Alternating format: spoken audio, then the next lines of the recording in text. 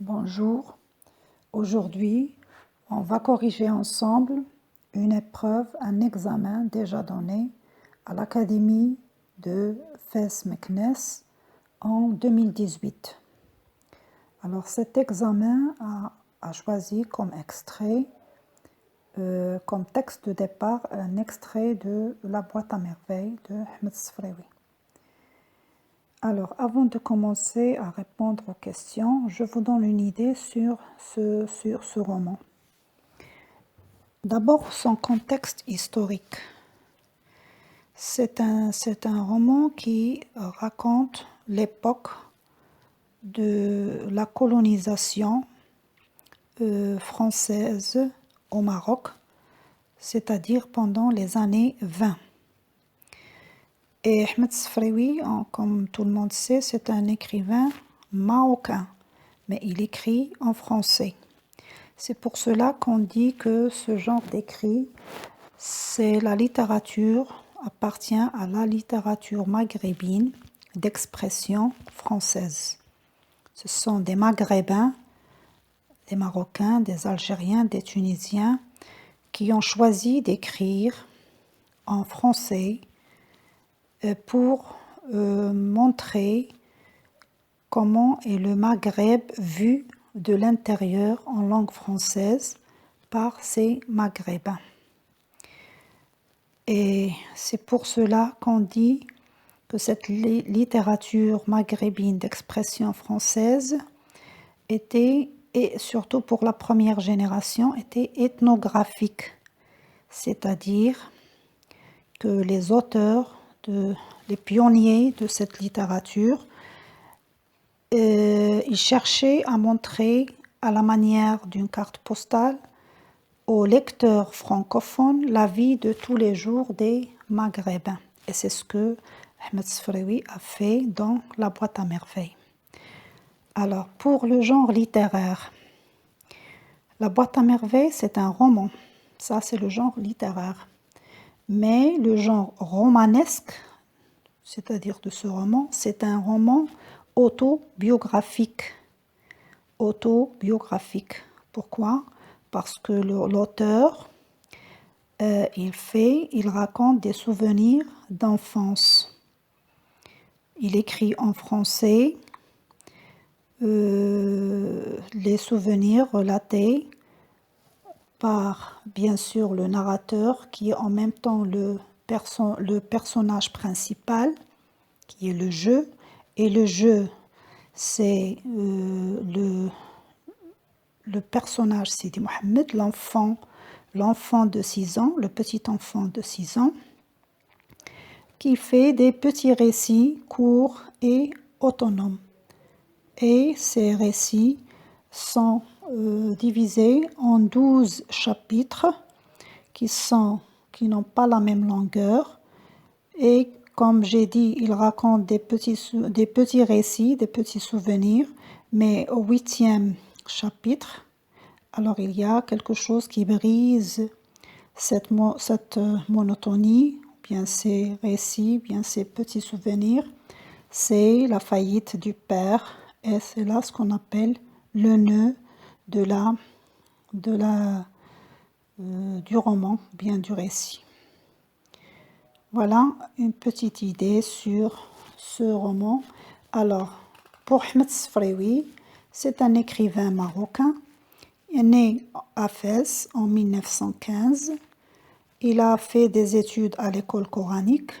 Ensuite, il a poursuivi ses études dans le collège français, dans une mission. Ensuite, il a exercé plusieurs fonctions comme interprète, sous-directeur du musée El-Betha de Fès, directeur du tourisme à Rabat, etc. Il a écrit plusieurs œuvres, plusieurs romans. Bien sûr, il faut avoir une idée sur les écrits parce qu'on peut vous demander ça. Le chapelet d'ambre, le jardin des sortilèges, la maison de servitude et bien sûr la boîte à merveilles. Ce sont les plus célèbres. Il est mort à Rabat en 2004. Des dates à retenir pour le roman de Ahmed Sfraoui, La boîte à merveilles. Vous avez 1915, c'est la date de naissance de Ahmed Sfraoui, l'auteur. 1921, c'est la date du déroulement des événements du roman La boîte à merveilles. Comment je sais? 1915, la date de naissance, l'enfant Sidi Mohamed avait 6 ans, ça veut dire 15 plus 6 c'est 21, donc 1921 c'est l'époque ou bien la date où se déroulent les événements dans la Médina de Fès. 1952, c'est la date d'écriture du roman La boîte à merveilles. Comment je sais? Dans la dernière page du roman, vous avez, quand il a fini son roman, il a écrit en bas Fès 1952, c'est-à-dire c'est l'année de l'écriture. Mais il n'a été publié qu'en 1954. Donc la date de publication, c'est 1954. Et la dernière date, c'est 2004, c'est la date du décès de l'auteur.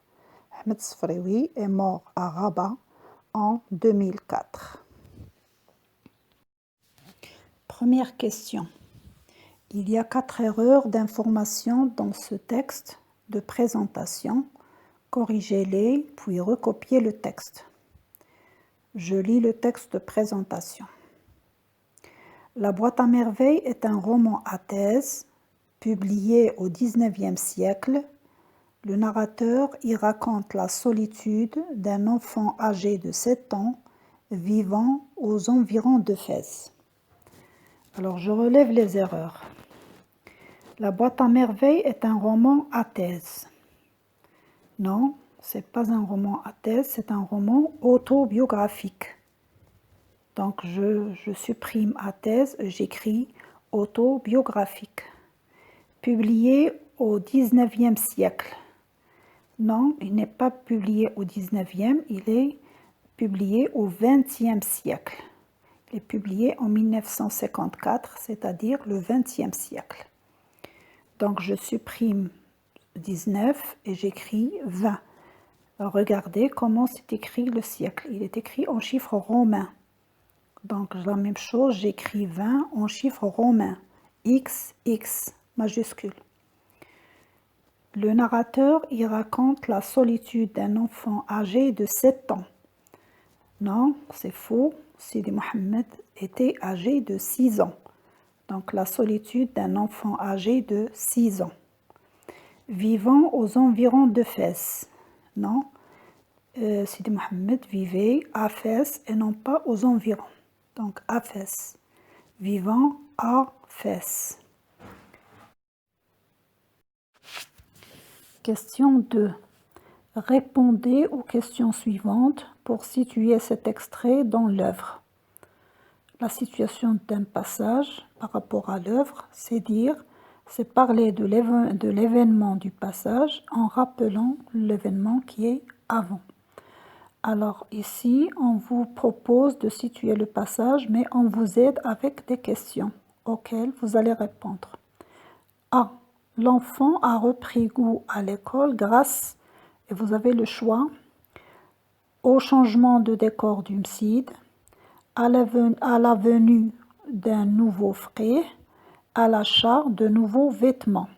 On vous demande de choisir la bonne réponse. Donc la bonne réponse, c'est le changement de décor du MSID. B.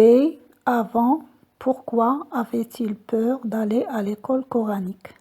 Donc je réponds à cette question, mais je réponds aux 2 questions en même temps pour situer le passage. Donc je réponds. L'enfant a repris goût à l'école grâce au changement de décor du MSID.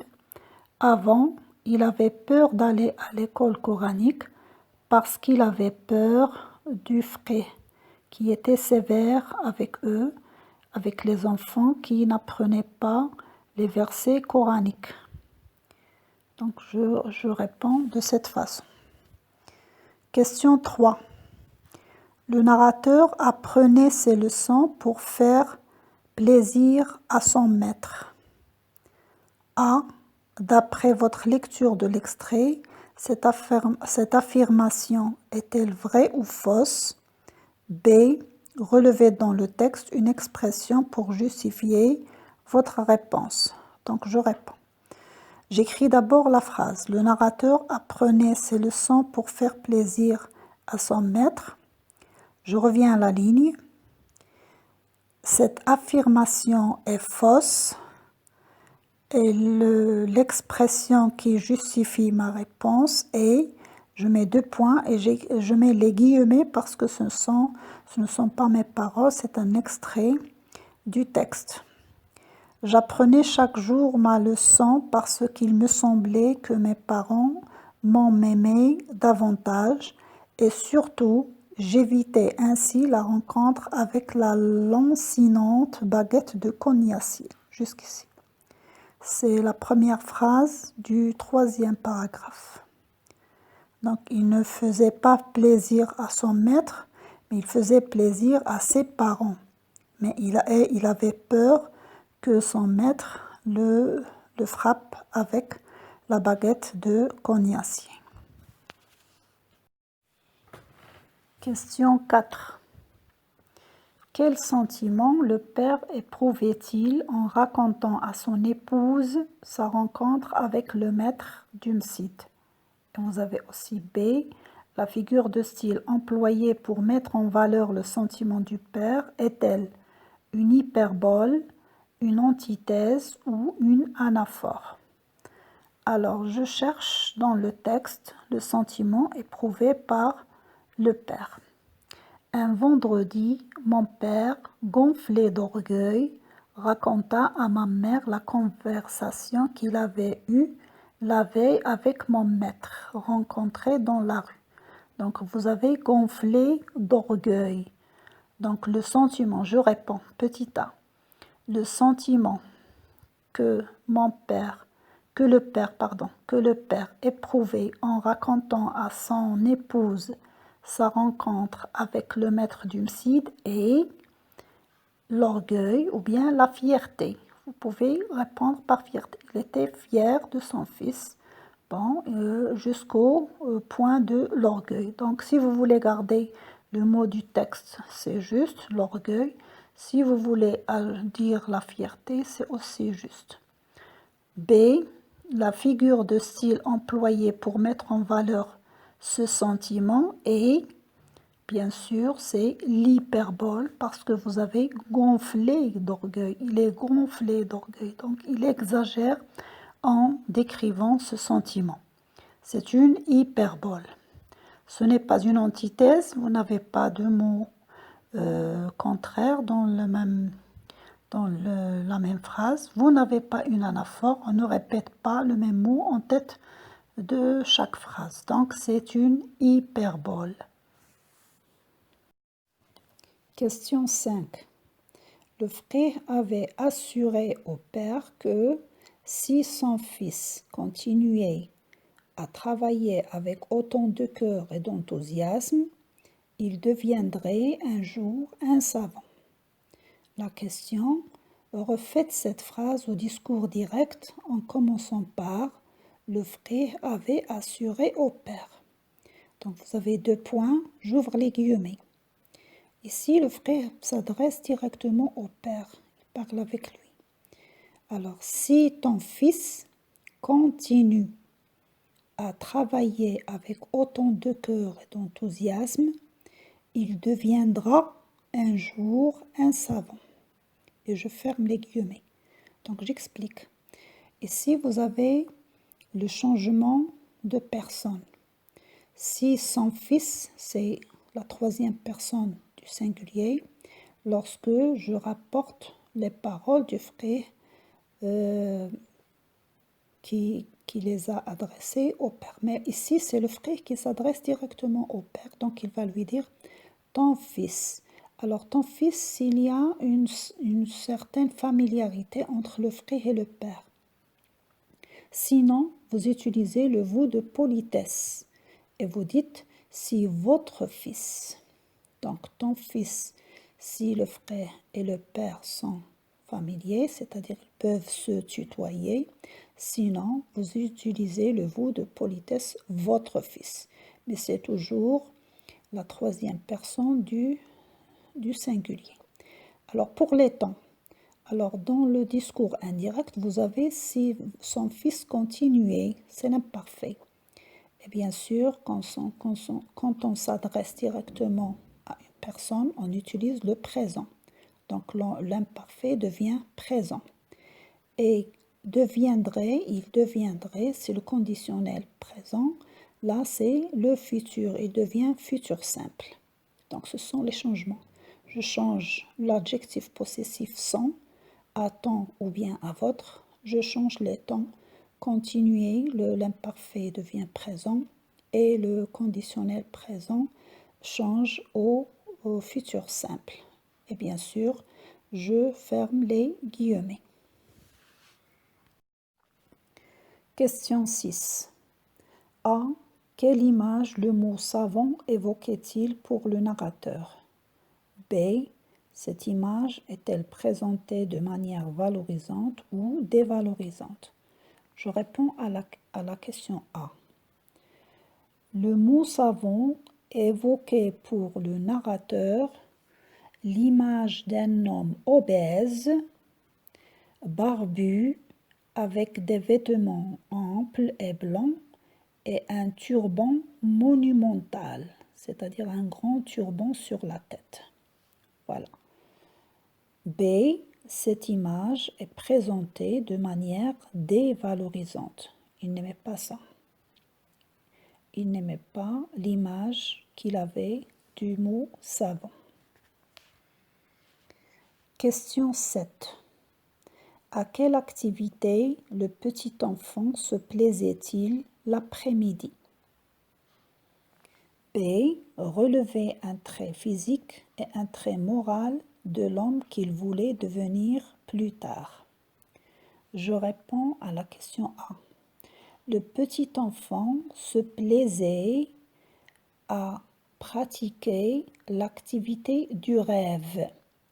Hein? Il voulait rêver pendant l'après-midi parce que la matinée, ils étaient en train d'apprendre la leçon et de la réciter, surtout les versets coraniques. Donc l'après-midi, il faisait semblant de lire ou bien d'apprendre, mais il pratiquait, il dit « je m'accordais 2 bonnes heures de rêve ». Donc, mais il ne faut pas dire tout ça dans la réponse, vous écrivez « le petit enfant se plaisait à rêver l'après-midi ». B. On vous demande de relever un trait physique et un trait moral de l'homme qu'il voulait devenir plus tard. Donc, le trait physique, vous écrivez le trait physique de l'homme qu'il voulait devenir plus tard et on vous demande un seul parce qu'on a ici beaucoup, mais vous relevez un seul. Par exemple, robuste ou bien simple. Simple ou robuste, l'un des deux. Pour le trait moral, vous écrivez il voulait devenir tendre, débordant de tendresse. Donc ici, le trait moral, c'est la tendresse ou bien il voulait devenir un homme tendre. Question 8. Alors pour la question 8 et 9, on vous demande votre point de vue. Je vous rappelle que vous êtes libre de dire ce que vous voulez. L'essentiel, c'est de justifier avec un argument pertinent. À votre avis, le petit enfant avait-il raison de faire semblant d'apprendre ses leçons l'après-midi? Vous dites oui ou non, vous êtes libre, mais vous justifiez. La même chose, aimez-vous vous préparer aux examens? Aimez-vous vous préparer aux examens seul ou en groupe? Là, c'est un choix. Vous choisissez, est-ce que vous voulez travailler en groupe ou bien préparer l'examen tout seul?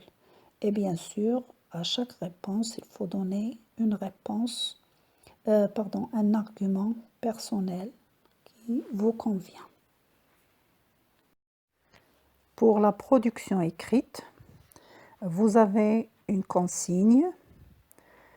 Il est évident que les parents doivent aider leurs parents à prendre la bonne décision concernant leur avenir. Cependant, certains de ces parents vont parfois jusqu'à obliger leur fille ou leur fils à choisir une branche, une filière ou une option qui ne convient ni à leur goût, ni à leurs préférences, ni à leurs capacités. Que pensez-vous de ce comportement? La consigne est rédiger un texte dans lequel vous exprimez votre point de vue à l'aide d'arguments et d'exemples appropriés. Alors, c'est un texte argumentatif que vous allez produire. Donc, vous aurez, comme c'est indiqué dans les critères d'évaluation, vous avez une structure à respecter, c'est-à-dire une introduction, un développement et une conclusion. Dans l'introduction, vous reformulez ce qui est dit dans la consigne, mais avec votre style. Ensuite, vous écrivez, ou bien vous posez une question de transition et vous passez au développement. Pour le développement, ce qui convient à ce genre de consigne, c'est le raisonnement concessif. C'est-à-dire, vous rédigez 2 paragraphes. Premier paragraphe, vous exprimez votre accord partiel, pas à 100%, un accord partiel avec un seul argument et un exemple pour l'illustrer. Vous l'introduisez ou bien vous le commencez par le connecteur logique qui introduise l'accord partiel.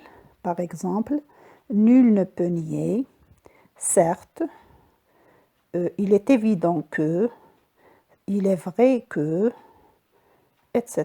Vous choisissez celui qui vous convient.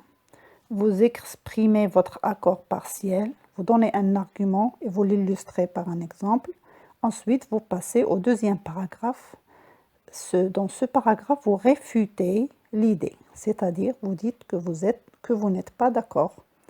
Dans ce cas, vous commencez par en revanche, néanmoins, cependant, pourtant, etc.